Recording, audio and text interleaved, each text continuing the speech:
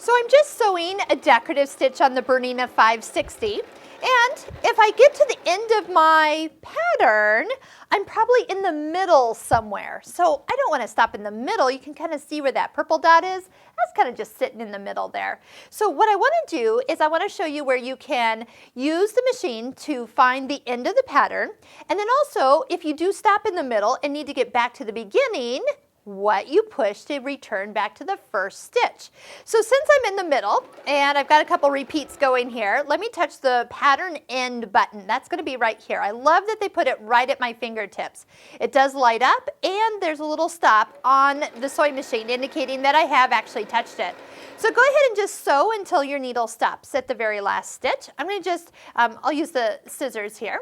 And I didn't have to do that, but look, I have the ability, oh look at that, see how perfectly it ended the pattern? I didn't get a half of a pattern here.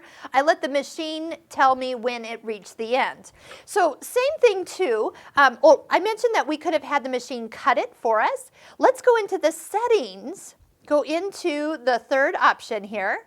Arrow to, yes, the second page. So see how that picture is the same, that's pattern end. You could choose to have it lock and cut as we finish a pattern. So watch what this actually does. So I'll go ahead and sew a couple repeats here.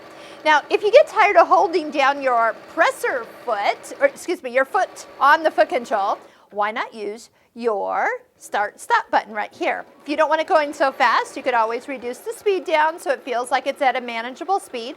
And then while it's sewing, if you're getting close to the end, just go ahead and touch your pattern end button. Notice it went ahead and did some locking stitches, and now it's cutting it for me, so I don't have to like wait till it stops, then touch the scissors. It's all integrated into the exact same pattern end function there. And look how easy it is. If I want to turn it off because the next time I don't want it to actually cut, but I want it to lock, or just turn it off altogether. It's super easy to kind of bounce back in and out of the settings menu to make it exactly the way you want it. So let's just say you're sewing a row of these. Oh, slower machine. Okay, let's speed that up. There we go. And you just sew to the end of your fabric. And that doesn't really matter where you end because maybe it just gets sewn into a seam allowance. Like nobody's going to care that you didn't finish the actual pattern. So wherever you stop, let's just stop there. Okay. I'm going to go ahead and cut the thread and take this out, is that if I was to start again, where is it going to start? It's going to start right where that purple dot is, or right where that little kind of flower is going, where it ended. So instead of it starting there, if you wanted to start back at the beginning of the pattern, notice the pattern begin symbol is sitting right on your decorative stitch. So I'm going to touch it. And watch, it takes that right back to the beginning of the stitch, and now I'll have exactly what I would expect if I was starting a new row of that same decorative stitch. So you have awesome options of using pattern begin, pattern end, use it with a thread cutter, use it with the locking stitch, your choice as you start. Now here's another thing, is when you start this stitch, it does not have a couple locking stitches at the beginning. Let me show you how we can add that. So if we just, let's do pattern begin, and I'm going to just bring the needle up and then slide forward, is go ahead and go into the I for information, touch the securing stitch, the knot, and now it will lock the stitch at the beginning before it starts doing the decorative stitch, so you know that when you clip that thread at the beginning, it's going to be nice and secure. Let's go ahead, touch pattern end. It'll go ahead and finish.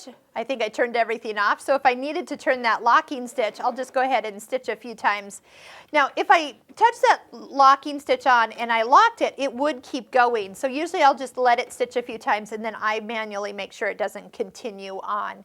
But look how fun that would be, and those stitches would be nice and secure if I needed to go ahead and clip those nice and close to those stitches.